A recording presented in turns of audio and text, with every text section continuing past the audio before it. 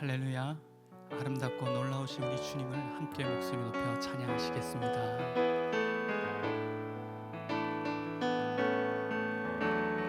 예수 아름다우신 위대하신 주님 부활의 주 어린 양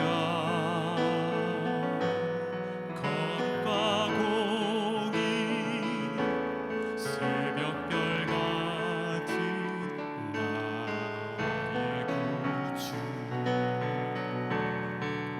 모든 하늘 찬양해 모든 만물이 주 경배해 아름답고 놀라우신 모든 이름보다 높은 이름 아름답고 놀라우신 주의 이름 높으신 그 이름 예수 예수 아름다우신 위대하신 주님 부활의 주 어린 양 거룩과 공의 새벽별 같은 나의 구주 모든 하늘 찬양해 모든 만물이 주 경배해 아름답고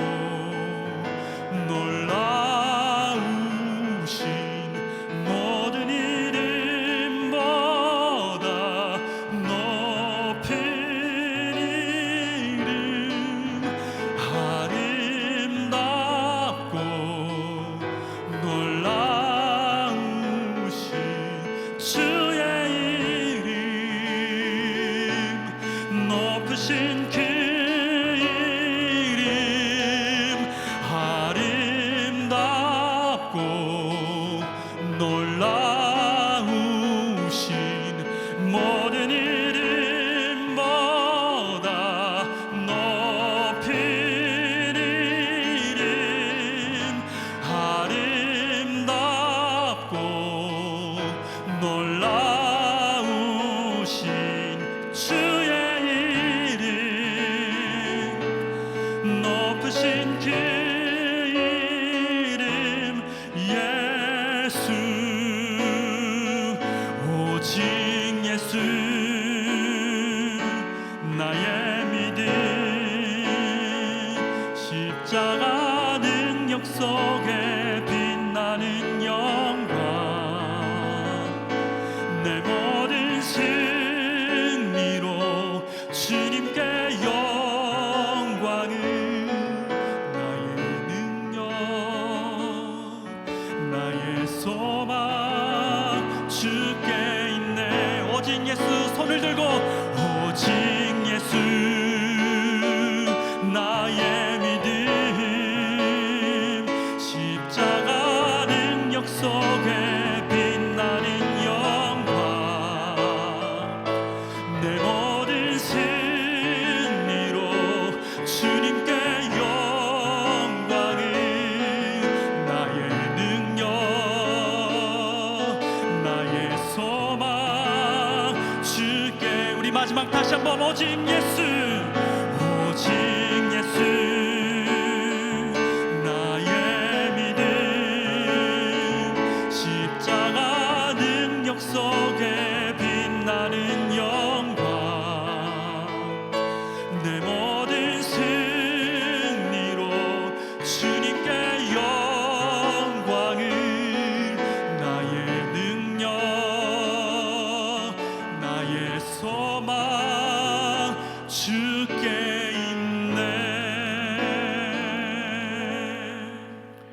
다 같이 묵도하심으로 11월 25일 수요 예배를 하나님께 올려드리겠습니다.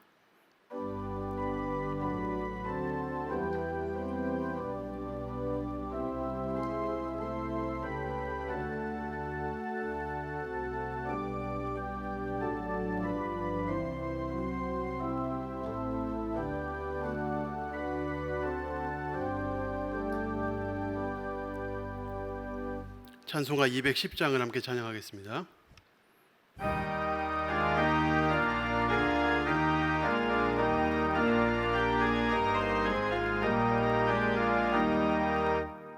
이 온성과 같은 교회 그의 영광 한없다. 허락하신 말씀대로 주가 친히 세웠다. 반석 위에 세운 교회 빈들 자가를 그려 모든 원수에 워싸도 아무 근심 없도다.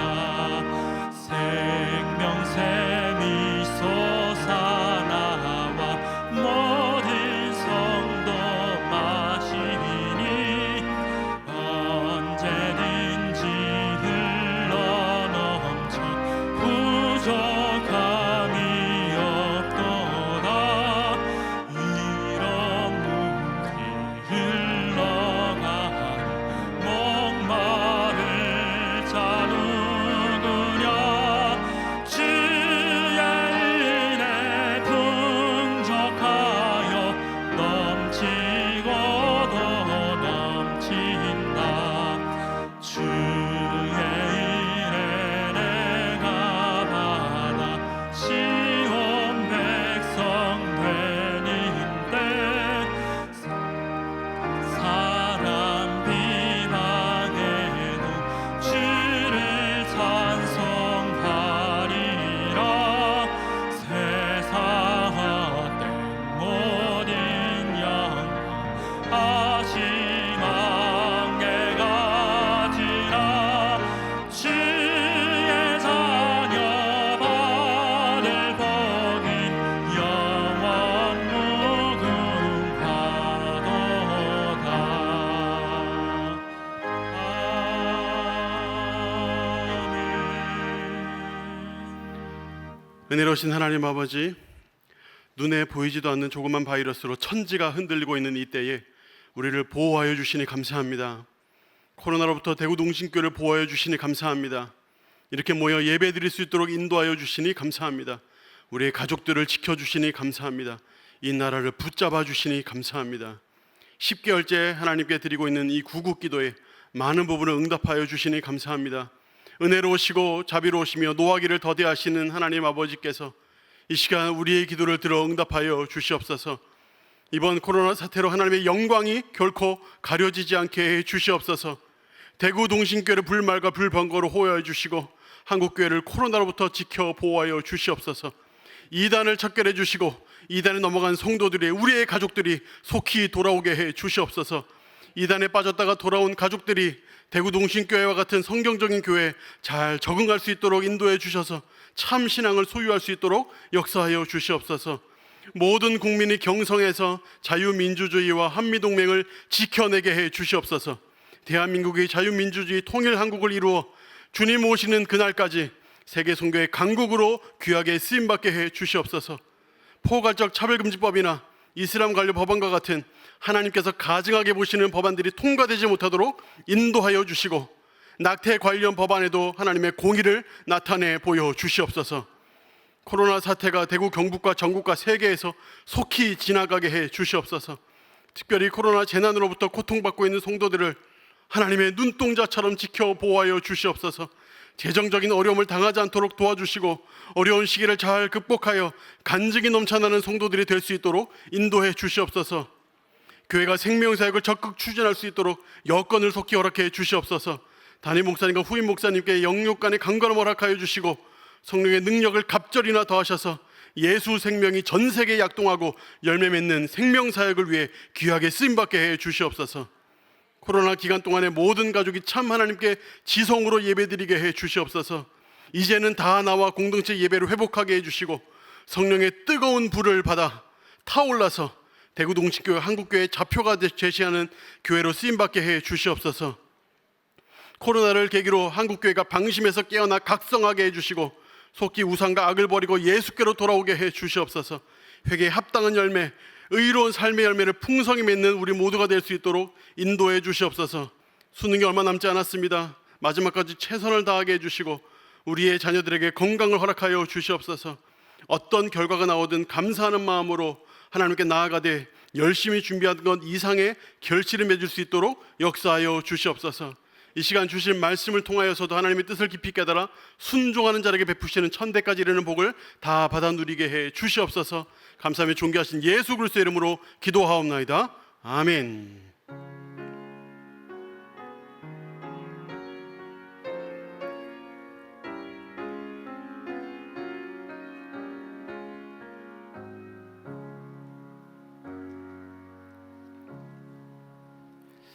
광고 말씀드리겠습니다. 정부의 감염병 예방 수칙을 정확하게 철저하게 준수하면서 공동체 예배를 드리고 있습니다. 성도님들은 각 가정에서 37.5도 이하가 되시면 안심하시고 오셔도 됩니다. 개인 신앙과 공동체 신앙 회복을 위해서 적극적으로 공동체 예배에 참석해 주시기를 부탁드립니다. 나머지 광고는 주보를 참고해 주시기 바랍니다. 오늘 우리에게 주시는 하나님의 말씀은 마태복음 16장 13절에서 18절까지 말씀입니다. 신약성경 28면에 있는 마태복음 16장 13절부터 18절까지의 말씀을 저 한 절, 여러분 한 절 교독하시겠습니다. 예수께서 빌립보 가이사랴 지방에 이르러 제자들에게 물어 이르시되 사람들이 인자를 누구라 하느냐? 이르되 더러는 세례 요한, 더러는 엘리야, 어떤 이는 예레미야나 선지자 중에 하나라 하나이다. 이르시되 너희는 나를 누구라 하느냐? 시몬 베드로가 대답하여 이르되 주는 그리스도시요 살아계신 하나님의 아들이시니이다. 예수께서 대답하여 이르시되 바요나 시몬아 내가 복이 있도다.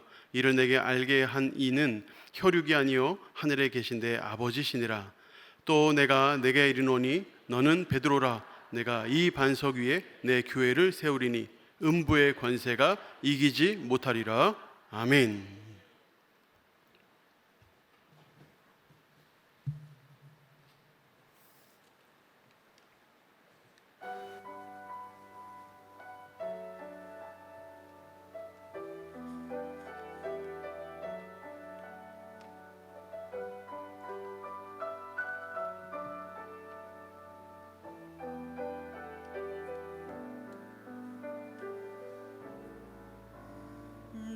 평생 살아온 길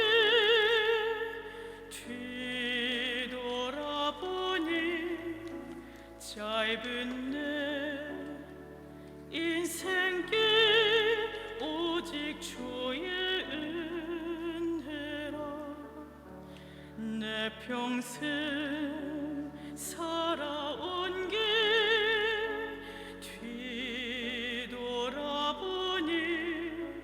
짧은 내 인생길 오직 주의 은혜라.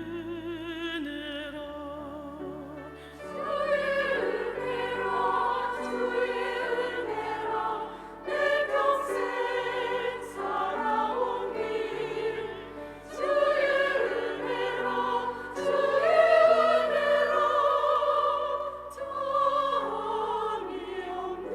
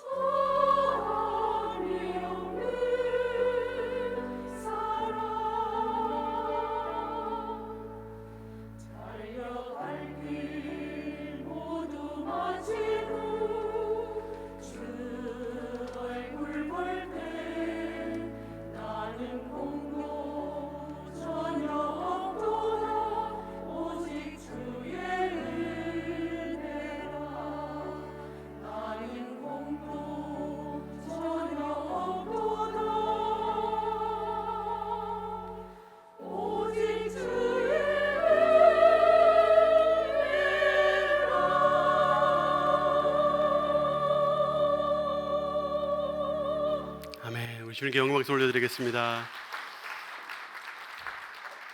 네, 우리 에스더 찬양대에 우리 컴백하니까 너무 좋네요. 감사합니다. 수협에 오신 여러분 진심으로 환영합니다. 오늘 이 시간 말씀이 현실이 되는, 말씀의 능력이 우리의 삶에 나타나는 놀라운 삶을 살게 되시기를 예수님 이름으로 축복합니다. 우리 옆 사람 가면 인사하겠습니다. 잘 오셨습니다. 반갑습니다. 말씀에 은혜 받으시기 바랍니다. 감사합니다. 저는 청년 사역을 하다 보니까요, 청년들하고 대화할 기회가 많습니다. 그리고 청년들에게 설교를 해야 되니까 청년들의 생각을 읽으려고 노력을 많이 하게 되죠. 아무래도 그러다 보니까 청년들을 자꾸 관찰하게 됩니다. 관찰하는 것 중에 뭐 흥미로운 것도 있고 뭐 당연하다 여겨지는 것도 있는데, 최근에 조금 새롭게 받아들여진 것은 이런 것입니다. 청년들이 이제 결혼에 골인하게 되는 그 과정이라는 게 있잖아요. 소위 이제 밀당을 하는 이 썸이라는 단계가 있고, 이 썸의 단계를 넘어서면 실제로 이제 사귄다라고 이야기하는 이성 교제의 단계가 있습니다. 근데 이성 교제를 한다고 다 결혼하는 것은 아닙니다. 그래서 이성 교제에서 또 결혼이라는 단계로 이렇게 넘어가는 이런 한 3가지 정도의 단계가 대체적으로 있더라고요. 그런데 이 썸에서 이성 교제로, 이성 교제에서 결혼으로 이렇게 넘어가는 데에 꼭 필요한 것이 있는데, 그게 뭔지 아세요, 여러분? 사랑 고백입니다. 거기에 걸맞는 사랑 고백이 필요해요. 근데 문제는 뭐냐면 이 사랑 고백을 누구도 가르쳐 주지 않는다는 겁니다. 이걸 뭐 학교에서 가르쳐 주나요? 무슨 학원이 있나요? 아무도 안 가르쳐 줘요. 그래서 부모님이 했던 거 따라해야 되나? 부모님은 뭐 선물 갖다 주면서 오다 주었다 뭐 이러던가, 아니면 내 알을 낳아도 뭐 이러는데, 만약에 그렇게 했다 그러면 역효과가 난단 말이에요. 그래서 우리 청년들은 도대체 이 사랑 고백을 어디서 배우나? 인터넷으로 배우나? 해서 제가 좀 몇 개 찾아봤습니다. 근데 인터넷에 이런 것도 있더라고요. 저는 이거 보면서 생각했어요. 사랑 고백은 절대 인터넷으로 배우면 안 되겠다, 이런 생각했는데, 자, 이런 거예요. 여러분들은 제가 뭘 질문하면 아니라고 얘기하시면 됩니다. 너 혹시 쌍둥이니? 그럼 네가 세상에서 제일 예쁘겠구나, 이런 거 있잖아요. 여러분, 이 멘트의 가장 큰 양점은 뭐겠습니까? 너 쌍둥이니? 어떻게 알았어? 나 쌍둥이인데, 이러면 큰일 나는 거죠. 여러분, 저 쌍둥이인 거 아세요? 저 쌍둥이입니다. 저랑 똑같은 분이 서울에 살고 있어요. 저는 일란성 쌍둥이입니다. 그래서 어떤 경우에는 보고 못 알아봐요. 그리고 그분도 목사님입니다. 그분도 교회에서 청년부 사역하고 있어요. 봐봐, 이거 모르시잖아요. 그러니까 너 쌍둥이네? 맞는데 어떻게 알았어? 이러면 난리 나는 거죠. 자, 이런 것도 있어요. 자, 여러분, 왜라고 얘기하시면 돼요. 야, 너 그 소식 들었어? 허쉬 초콜릿이 망했대. 네가 너무 달콤해서, 이런 거 있잖아요. 근데 여러분, 이런 거는 조심해야 돼요. 요즘 세상에 무슨 뭐 향기가 나네, 뭐 달콤하네, 사람에게 이런 표현을 하면 굉장히 큰 낭패를 당할 수 있습니다. 잘못하면 성희롱 이런 걸로 잡힐 수도 있어요. 너 다이어트 하지 마. 왜라고 얘기해 주세요. 난 너의 1g도 사라지는 게 싫어. 별로예요. 상대방의 비만을 조장할 수 있어요. 근데 이런 거 있잖아요. 근데 제가 이제 청년들을 만나면서 이제 뭐 결혼한다, 이제 누구 사귀기 시작했다, 이런 이야기들을 자주 듣는 편이거든요. 물론 얘기를 못 하죠. 저만 알고 있어요. 근데 청년들이 저한테는 알려줘요. 그러면서 이제 어떤 청년하고 지금 썸을 타고 있는데 이 청년은 어떤 청년이에요? 이렇게 묻기도 해요. 그럼 제가 솔직하게 이야기를 해주거든요. 근데 청년들이 이렇게 저한테 알려주는 경우가 있어요. 근데 그런 경우들을 이렇게 보면 별로 특별한 사랑 고백을 하지 않아도 썸에서 이성교제로, 이성교제에서 결혼으로 잘 넘어가더라는 거예요. 무슨 특별한 이벤트가 있는 것도 아니고 무슨 뭐 거창한 어떤 문학적인 표현을 하는 것도 아니에요. 그냥 단순한 누구나 생각할 수 있는 그런 사랑 고백인데, 그런 사랑 고백을 하면 그 고백에 점프 단계를 넘어선다는 거예요. 왜 그럴까요? 무슨 특별한 고백이 필요한 게 아닌 거예요. 그냥 그 고백에 지금까지 보여줬던 그 삶의 행동, 그 사람에 대한 어떤 마음, 이런 것들이 서로 잘 어우러지고 만나면 그 고백에 굉장히 큰 능력이 생기는 거예요. 남들이 들으면 닭살돋아 하는 그런 것들도 그 사람의 마음을 움직이는 그 무엇이 되는 거죠. 고백이라는 것이 다 그런 것 같아요. 고백이라는 건 단순히 말만 남으면 그 말로만 끝나지만 그 말에 행동이 더해지고 진심이 더해지면 능력이 나타나는 것 같아요. 신앙 고백도 마찬가지입니다. 신앙 고백도 말뿐이면 그것으로 끝이에요. 그런데 신앙 고백이 거기에 적절한 진심이 담기고 거기에 행동이 담기면 신앙 고백의 능력이 나타납니다. 오늘 우리가 본문을 읽었는데 이 본문은 굉장히 유명한 본문이고 또 굉장히 짧은 본문이에요. 근데 이 본문을 통해서도 우리가 이 신앙 고백이 얼마나 부질없이 사라지는가도 볼 수 있고 또 이 신앙 고백이 얼마나 큰 열매를 맺는가도 동시에 볼 수 있습니다. 오늘 본문에는 예수님이 두 가지 질문을 하시는데 첫 번째 질문은 굉장히 모호한 질문이에요. 두 번째 질문은 굉장히 명확한 질문입니다. 먼저 첫 번째 질문 먼저 우리 보겠는데요. 13절 말씀에 예수님께서 제자들에게 이렇게 질문하십니다. 사람들이 인자를 누구라 하느냐? 자, 여기에서 사람들이라는 단어 자체가 이미 모호합니다. 그렇죠. 이 사람들이 누구를 뜻하는지 알 수가 없어요. 대체로 유대인을 뜻하겠습니다만 이방인도 포함되어 있습니다. 대체로 남자를 지칭하기도 하겠습니다만 여성도 포함되어 있죠. 고관들이 포함되어 있기도 하겠지만 일반 사람들도 포함되어 있고 나이가 많은 장로들도 포함되겠습니다만 어린아이도 포함되어 있는 거예요. 너무나 모호한 사람들은 이라는 표현으로 질문을 하고 계십니다. 또 인자를 누구라 하느냐? 여기서 이 인자라는 이 표현도 굉장히 모호한 표현이에요. 우리는 보통 인자, 예수님이 스스로 본인을 표현하실 때 인자라는 표현을 많이 쓰시는데 이 인자라는 표현은 우리는 보통 메시아를 지칭하는 의미로 많이 기억을 하고 있습니다. 맞는 말씀입니다. 다니엘서 7장 13, 14절에 보면 인자 같은 이가 하늘에 구름을 타고 오신다. 그의 권세는 소멸되지 아니하고 영적인 권세요 그의 나라는 멸망하지 아니한다. 하나님께서 어떤 인자 같은 이에게 모든 나라와 권세와 능력을 주시고 그 권세로 인하여 세상을 다스리게 되는 메시아의 모습, 바로 그런 모습을 인자 같은 이라고 표현했기 때문에 이 인자 그러면 예수님이 스스로 메시아라고 말씀하고 계시는구나 이렇게 우리는 이해할 수 있습니다. 그런데 동시에 에스겔서 2장 1절에 봐도 인자라는 표현이 나오는데 여기서 이 인자는 에스겔 자신을 뜻하는 말이에요. 내게 이르시되 인자야. 하나님께서 에스겔을 부르실 때 인자야 라고 부르시는데 여기 인자라는 이 표현은 말 그대로 사람의 아들이라는 표현입니다. 매우 제한되고 매우 연약한 존재라는 뜻이에요. 그렇게 예수님께서 인자가 라고 말씀하셨을 때 어떤 사람은 메시아로 스스로를 지칭하시는구나 라고 생각할 수도 있지만 또 다른 한편에서는 그냥 연약한 인간을 스스로 뭔가 이 겸손의 표현으로 말씀하시는구나 라고 생각할 수도 있는 거예요. 불특정 다수의 사람들이 인자를 누구라 하느냐라고 하는 이 질문을 받고 제자들이 어떤 생각을 했을 것 같으세요? 많은 대답이 가능합니다. 예수님이 어떤 출생 신분에 대해서 이야기할 수 있겠죠. 나사렛 예수라고 하지요. 사람들은 예수님을 나사렛 예수라고 합니다. 갈릴리에서 자란 분이라고 말합니다 라고 이야기할 수 있죠. 예수님의 직업에 대해서도 말씀할 수 있어요. 목수이셨다가 지금은 랍비이신 분이시죠. 이렇게 말할 수도 있는 거죠. 또 예수님의 어떤 성품에 대해서도 말씀할 수 있어요. 어린아이도 사랑하시고 죄인들도 품으시는 포용력 많으신 분이라고 얘기할 수도 있는 것입니다. 또 여러 가지 대답이 가능하기 때문에 예수님이 왜 이런 의도로 말씀하셨는가 알 수 없기 때문에 그냥 좋은 말을 그냥 이렇게 할 수도 있어요. 예수님은 기적도 많이 행하시고 능력이 많으신 아주 훌륭한 분입니다. 이렇게 이야기할 수도 있겠죠. 근데 여러 가지 대답이 가능한데 이 대답 중에서 제자들이 한 대답은 없습니다. 제자들은 뭐라고 대답했냐면 14절에 더러는 세례 요한, 더러는 엘리야, 어떤 이는 예레미야나 선지자 중에 하나라 하나이다 라고 대답을 한 거예요. 여러분 우리가 너무 잘 아는 말씀이지만 한번 이걸 낯설게 보세요. 왜 이런 대답을 했을까요? 제자들은 불특정 다수의 사람들이 예수님을 어떻게 인식하고 있다고 생각하고 있나요? 여기 거론된 세례 요한, 엘리야, 예레미야 또는 선지자 중에 하나 이런 인물들이 가지고 있는 공통점은 무엇인가요? 무엇인 것 같으세요, 여러분? 여러분 하나같이 소위 말하자면 반정부 인사들이었어요. 그렇지 않나요, 여러분? 세례 요한이 어떤 인물인가요?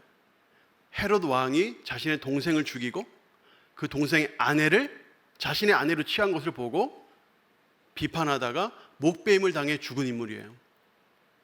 엘리야는 어떤 인물인가요?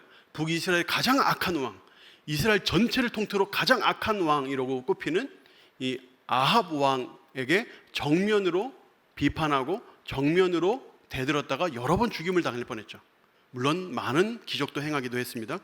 예레미야는 어떤 인물인가요? 남유다가 멸망을 할 때 그것을 직접 목도하면서 정부를 향하여 거대 권력에 향하여 계속적으로 직언을 했던 사람이죠. 그러니까 이런 인물들을 보고 또 선지자 중에 하나 그러면 또 그와 같은 선지자 중에 누군가를 의미할 것입니다. 그러니까 이런 것들을 보면 그때 당시 사람들이 예수님을 어떤 사람으로 또 예수님을 어떤 분으로 인식했는지를 알 수 있어요. 어떤 분이 오히려 되기를 원하는 그런 소망도 그들의 생각에는 담겨 있습니다. 그들은 누군가가 이 거대 권력에 맞서서 이 거대 권력을 이기고 또 거기서 승리를 쟁취해서 과거 이스라엘의 영광을 찾아주기를 바라고 있어요. 로마 권력이 다스린 이때에 이 로마 권력의 정면으로 싸워서 승리를 거둘 어떤 강력한 리더십을 이들은 원하고 있는 거죠. 이 로마 제국에 빌붙어 가지고 이 뭔가 이 분봉 왕으로서 권력을 누리고 있는 그들에게도 이들은 반감을 가지고 있었습니다.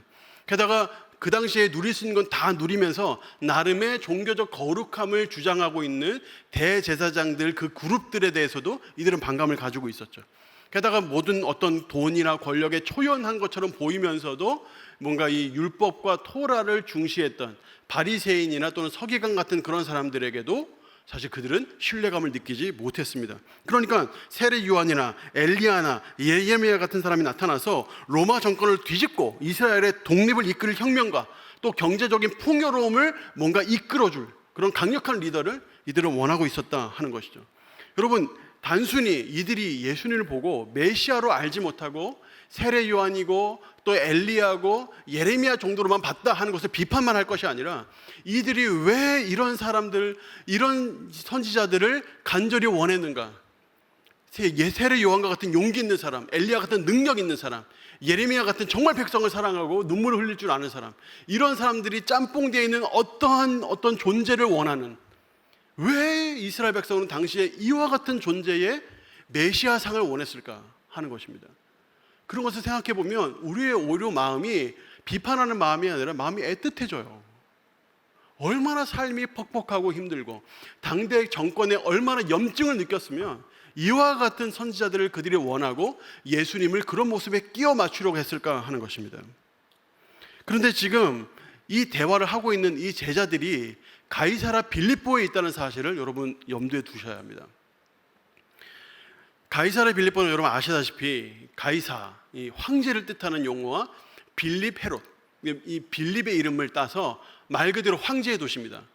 빌립 헤롯이 가이사에게 잘 보기 위해서 만든 황제의 도시인데 이 황제의 도시에는 황제를 섬기는 어마어마하고 의리의리한 당시 이 황제를 신으로 모시는 말하자면 성전이 있었어요. 신전이 있었어요. 거대한 신전이. 근데 그 신전만 있었던 것이 아니에요.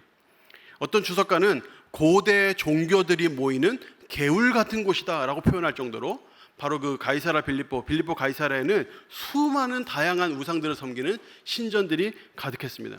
게다가 헐몬산 바로 밑에 있어서요, 경치가 그렇게 좋았대요. 세상에 그렇게 아름다운, 그렇게 화려한 도시를 아마 꿈꾸기 쉽지 않았을 겁니다. 예수님은 굳이 제자들을 북동쪽으로 40km로 떨어진 그 가이사라 빌립보를 데리고 가셔서 이 질문을 하고 계신 거예요. 평생 갈릴리에 살았고 그 시골에서 자라난 사람들은 이 빌립보 가이사라 이 도시를 봤을 때 눈이 휘둥그레졌을 거 아닙니까? 의리의리한 성전이 가득하고 그 성전에 옷을 잘 차려입은 제사장들과 또 옷을 예쁘게 차려입은 성전 창녀들이 왔다 갔다 하는 것을 보면서 아마 눈이 휘둥그레졌을 겁니다. 바로 이들이 여기서 느꼈을 그 현실의 벽을 한번 생각해 보세요. 바로 여기서 생겨나는 것이 바로 비교의식이죠. 상대적 박탈감이라는 겁니다.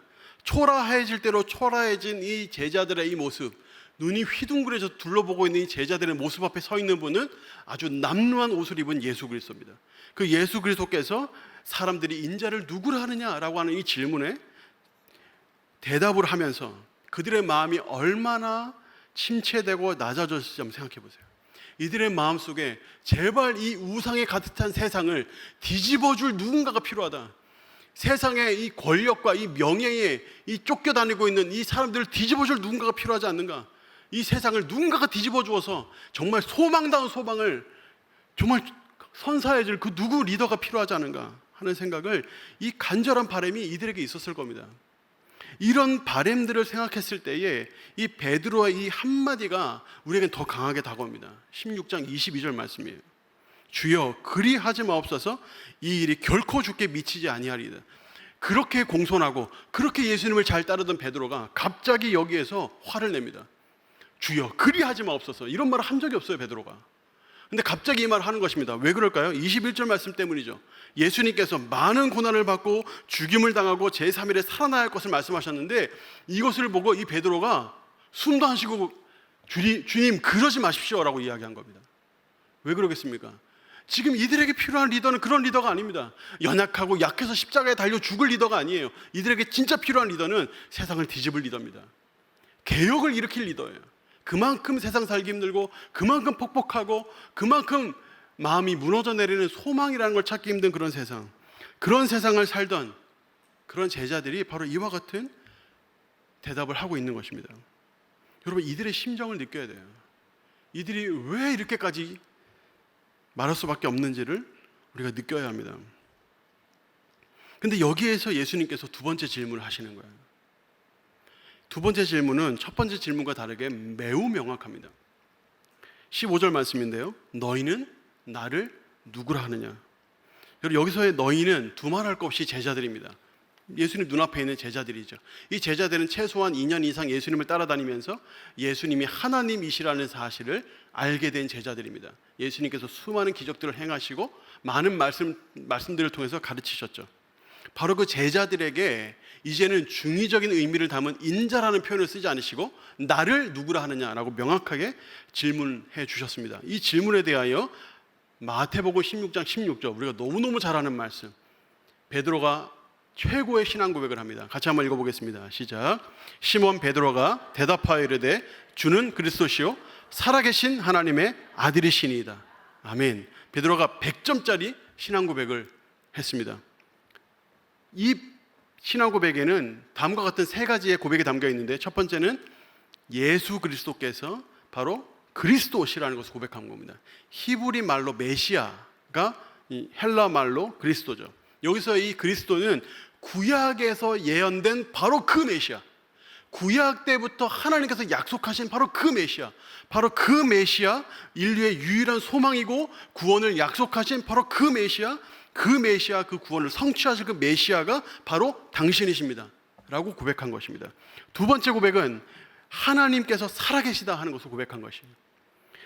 현실은 로마 제국에 의해서 압제를 당하고 있고, 많은 권력가들이 로마 제국에 아부를 하고 있고, 백성들의 고요를 빨아먹고 있는 이런 상황, 경제적으로는 살기가 너무너무 힘들고 점점 더 어려워지고 있는 이런 상황, 바로 이 로마 제국의 권력의 상징인 이 빌립보 가이사라에서 베드로는 하나님은 살아계시다, 세상에 아무리 살기 힘들고 어렵다 하더라도 하나님은 살아계시다 하고 고백한 것입니다.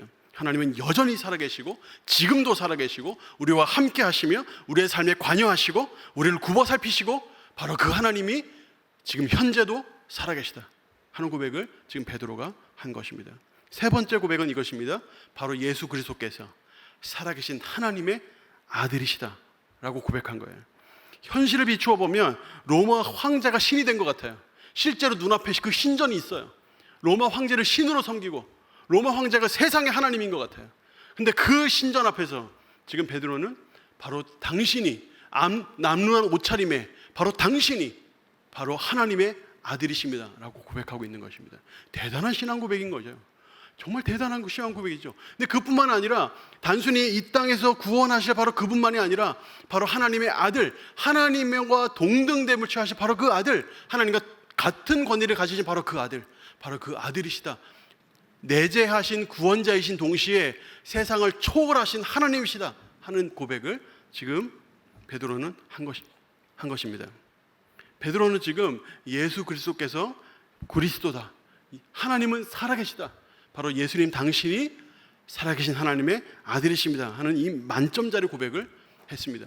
이 고백이 얼마나 강력한 능력이 있었는가. 마태복음 16장 17, 18절에 예수님께서 이렇게 말씀하시죠.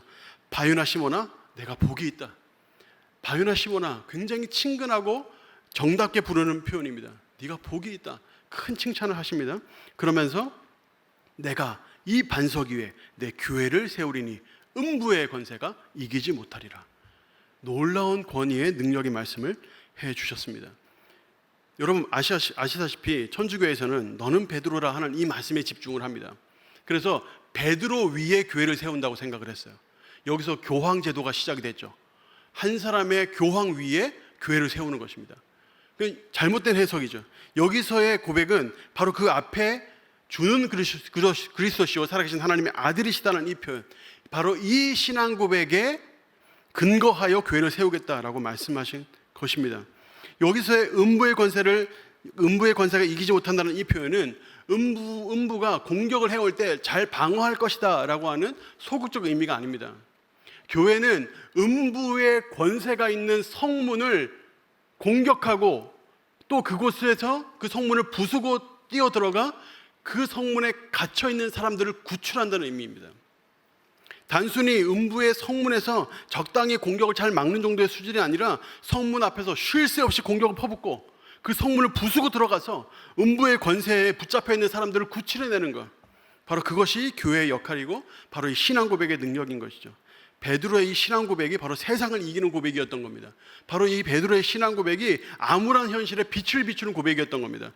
베드로의 이 신앙 고백이 거대 권력의 비호를 받는 음부의 권세를 깨트리는 그 능력 있는 고백이었던 것입니다. 바로 이것이 베드로의 신앙 고백입니다.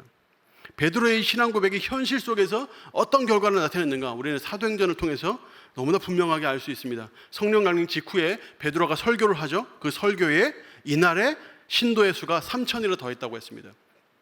성전 미문에 앉아있는 못 걷는 구걸하는 그 사람을 치유하는 기적 이후에 솔로몬 행각에서 베드로가 설교를 하죠. 바로 그 결과로 남자의 수가 5,000이 되었다라고 합니다. 사도행전 5장 14절에는 더 많으니 남녀의 큰 무리더라. 수도 셀 수 없는 수많은 무리들이 음부의 권세에서 구출을 받아 천국 문을 향하게 된 것입니다. 그래서 그런 의미에서 마태복음 16장 19절에 내가 천국 열쇠를 내게 주리니 라고 말씀하신 것이에요. 바로 교회에 천국 열쇠를 주신 것입니다. 바로 교회가 천국의 문을 활짝 열고 음부의 권세에 잡혀있던 사람들을 끌어다가 살려다가 구출해다가 천국에 입성시킬 수 있는 놀라운 권위를 교회에 허락하신 것이죠. 그런데 여러분, 베드로의 이 신앙 고백이 떨어지자마자 바로 응답된 것은 아닙니다. 신앙 고백이 응답되기 위해서 상당한 시간이 걸렸어요. 고백은 100점짜리였지만, 그 고백 자체는 100점짜리였지만 그 이후에 그는 오히려 음부의 권세를 꺾는 것이 아니라 음부의 권세에 오히려 당하는 모습을 16장 23절에 보여줍니다. 우리 경각심을 가지고 한번 읽어보겠습니다. 시작. 예수께서 돌이키시며 베드로에게 이르시되 사탄아 내 뒤로 물러가라.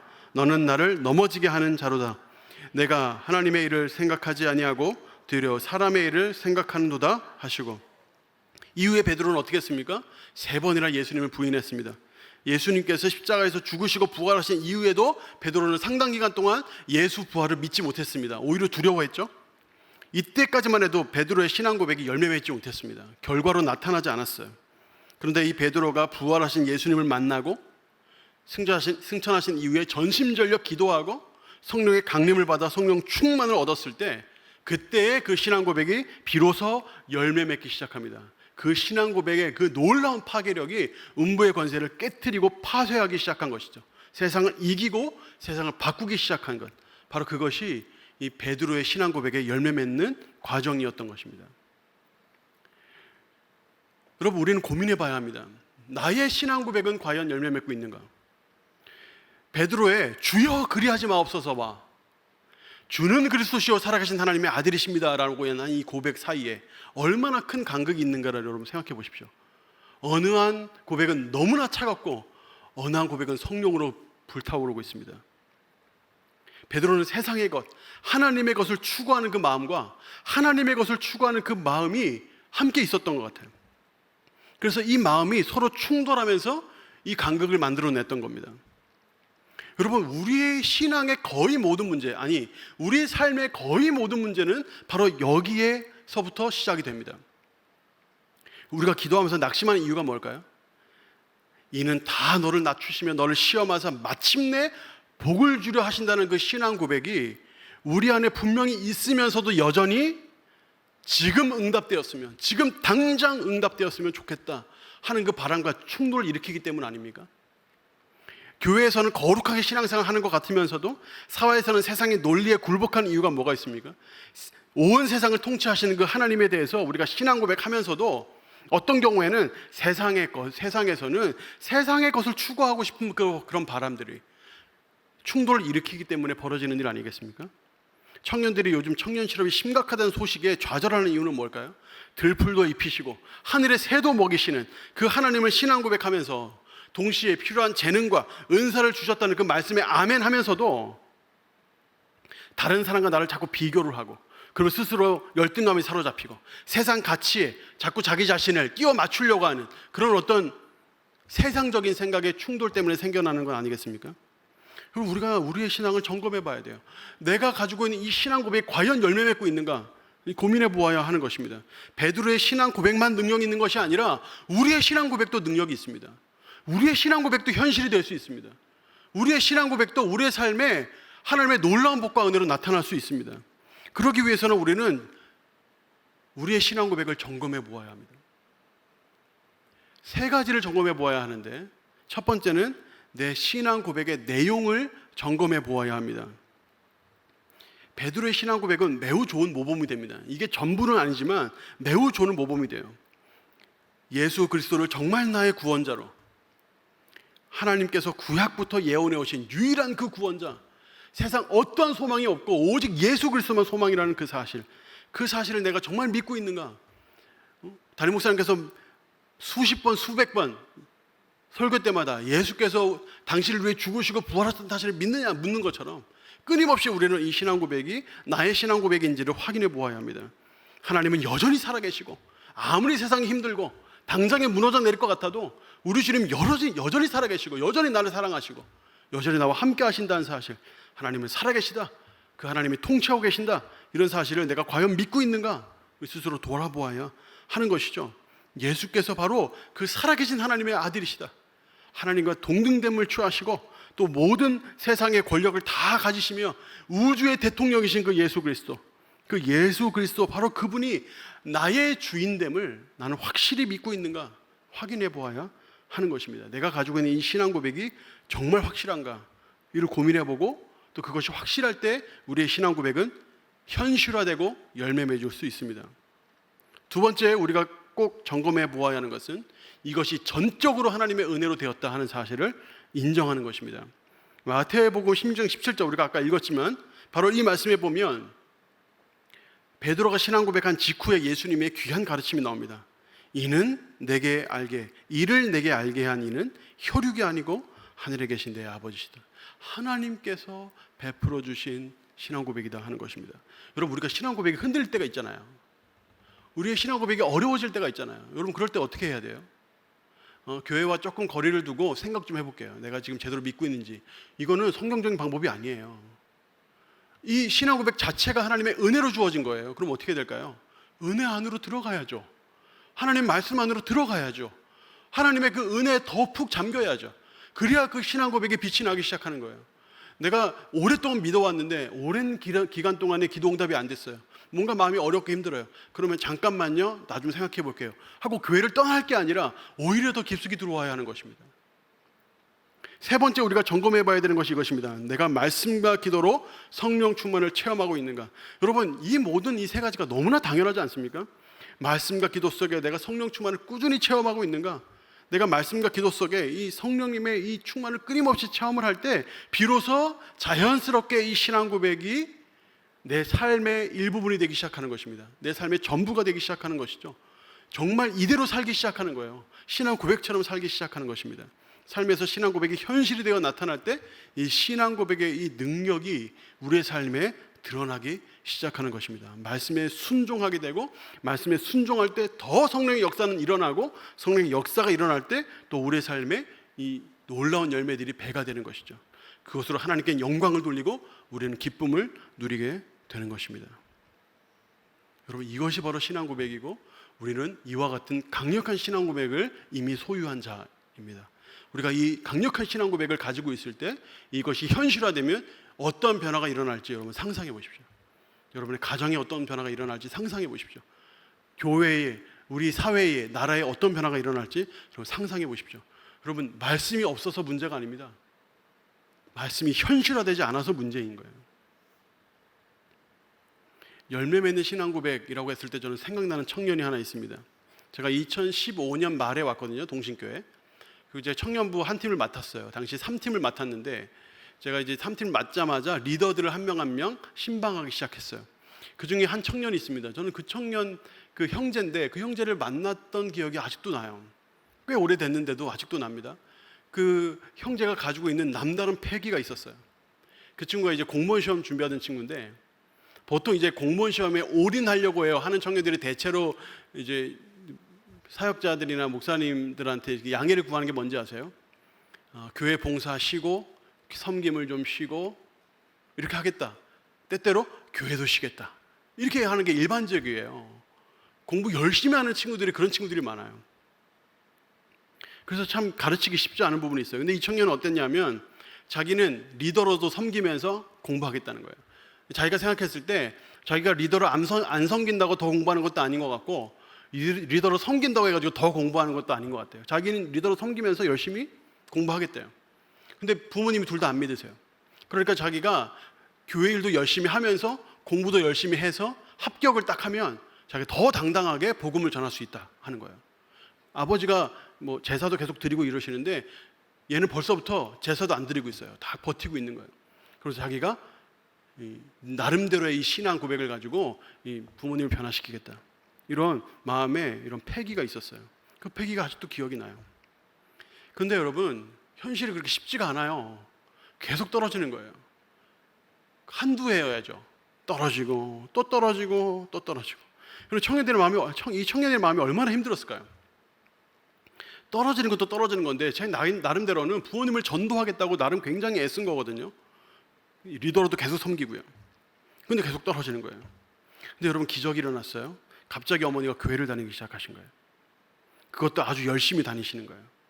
왜 그러나 봤더니 내 아들이 저렇게 열심히 기도하고 저렇게 열심히 섬기면서 저렇게 열심히 공부를 하는데 합격을 못하는 것은 내 탓이다.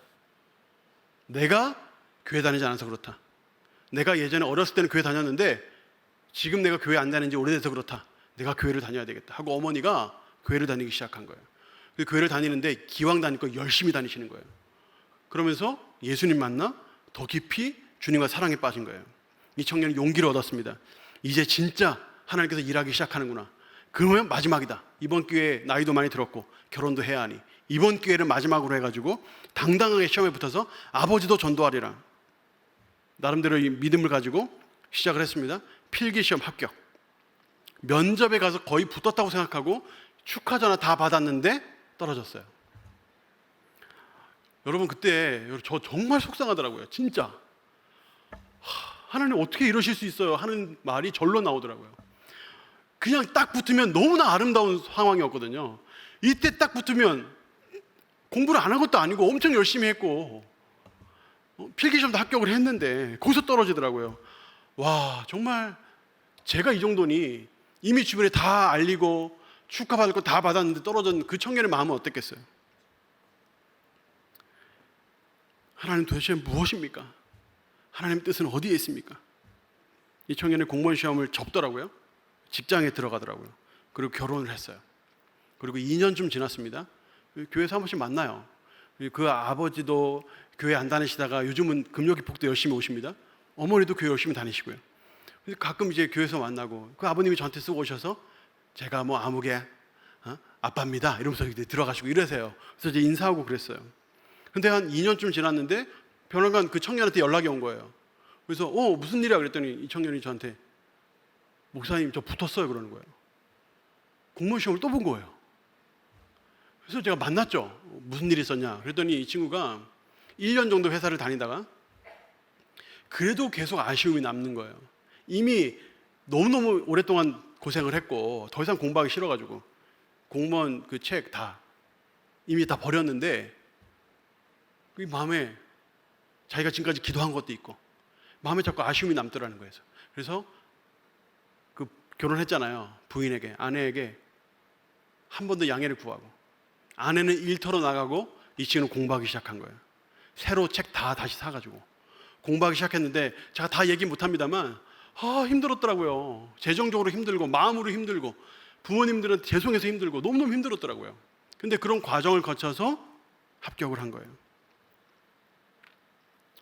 그 과정에 아버지의 믿음이 공고해지고 어머니의 믿음은 더 공고해지고 가정이 복음화되는 역사를 하나님이 이루신 거예요. 한 사람의 신앙 고백과 또 그에 대한 그 말씀을 현실화하는 그 세월들을 통하여 하나님은 아주 넓게 아주 깊이 일하셨다는 사실을 깨닫게 되었습니다.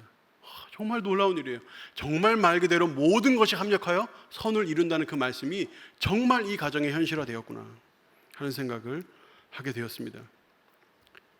주는 그리스도시요 살아계신 하나님의 아들이십니다 하는 이런 신앙 고백이 여러분의 신앙 고백 되시기를 축복합니다. 이 신앙 고백이 말뿐으로 남는 것이 아니라 현실이 되기를 예수님 이름으로 축복합니다. 음부의 권세가 이기지 못하는 놀라운 신앙 고백의 이 능력을 체험해서 여러분의 가정과 교회와 사회와 나라가 놀라운 복을 받게 되기를 예수님 이름으로 축복합니다.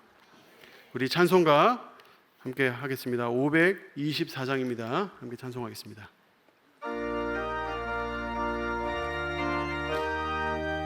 우리 함께 박수 치며 찬양하겠습니다. 갈 길을 밝히 보이시니 주 앞에 빨리 나갑시다. 우리를 찾는 구주 예수 보노라 하시네. 죄악 벗은 우리 영혼을 기뻐 뛰며 주를 보겠네. 하늘에 계신 주 예수를 영원히 섬기리. 우리를 보라 하시는 말 기쁘게 듣고 순종하세. 구주를 믿기지 채 말고 속속히 나가세. 죄악 벗은 우리 영혼은 기뻐 뛰며 주를 보겠네. 하늘에 계신 주 예수를 영원히 섬기리. 주 오늘 여기 계시오니 다 와서 주의 말씀 듣세. 듣기도 하며 생각하니 참 진리시로다. 죄악 벗은 우리 영혼은 기뻐 뛰며 주를 보겠네. 하늘에 계신 주 예수를 영원히 섬기리. 은혜로우신 하나님 아버지, 이 시간 우리에게 말씀을 주시니 감사합니다. 우리에게 신앙 고백을 주시니 감사합니다. 우리의 신앙 고백을 확인하게 하시고 바른 신앙 고백으로 이 신앙 고백이 현실화되는 것에 귀하게 쓰임받게 하여 주시옵소서. 신앙 고백이 전적으로 하나님의 은혜임을 인정하게 해 주시옵소서. 그래야 우리가 때때로 흔들릴 때마다 더욱 그 은혜 안으로 들어가는 현명한 주의 사람들 될 수 있도록 역사하여 주시옵소서. 끊임없이 말씀과 기도로 성령 충만을 체험케 해 주시옵소서. 그래요, 우리가 변하고 세상이 변하며 가정을 변화시키고 나라를 변화시키는 우리의 신앙이 되게 하여 주시옵소서. 잘못된 이단과 나라를 무너뜨리는 이념과 성도를 넘어뜨리려는 세속으로부터 우리를 보호하여 주시옵소서. 하나님을 경외하기를 깨달아서 지혜를 얻게 하여 주시고 예수 그리스도와 접속되어 모든 지혜, 지식에 보고되시는 하나님을 깊이 체험하는 우리가 되게 하여 주시옵소서. 특별히 코로나 사태로 고난당하고 있는 하나님 귀한 사람들을 하나님의 눈동자처럼 지켜 보호하여 주시옵소서. 하나님은 우리의 피난처시오 힘이시니 환난 중에 만날 큰 도움이시라. 너희는 가만히 있어 내가 하나님 됨을 알지어다. 내가 문나라 중에 높임을 받으리라. 내가 세계 중에 높임을 받으리라 하셨사오니 주여 우리를 통하여 높임 받아주시고 어렵고 힘든 중에 더욱 하나님을 의지하여 승리함을 체험하는 우리 모두가 되게 하여 주시옵소서. 오늘 주님 앞에 예물을 드리는 이가 있사오니 기억하여 주시고 이 기도의 제목에, 이 감사의 제목에 넘치는 복으로 가득 채워 주시옵소서. 우리의 자녀들을 돌보아 주시옵소서. 특별히 수험생 되는 우리 귀한 자녀들에게 지혜를 더하시고 건강을 더하시고 마지막까지 최선을 다하며 결과에 감사할 줄 알고 인생을 하나님께 맡길 줄 아는 큰 복을 허락하여 주시옵소서. 또 우리 모든 다른 자녀들에게도 복을 베푸셔서 어디에 있든지 간에 예수 그리스도를 위하여 살아가며 예수 그리스도의 그 능력대로 살아가고 그 말씀을 현실화하는 것에 귀하게 쓰임받는 주의 자녀들 되게 하여 주시옵소서. 감사하며 이 모든 말씀 존귀하신 예수 그리스도 이름으로 기도하옵나이다. 아멘. 이제는 우리 주 예수 그리스도의 은혜와 하나님 아버지의 사랑과 성령 하나님의 내주하시고 교통하시며 낫게 하시고 살게 하시는 능력이 이 시간 머리를 숙여 말씀대로 살아 신앙 고백의 열매를 맺어 하나님께 영광 돌리기로 다짐하는 하나님의 사람들 한 명 한 명 머리 위에 우리의 자녀들 위에 이제부터 영원토록 함께 있을지어다. 아멘.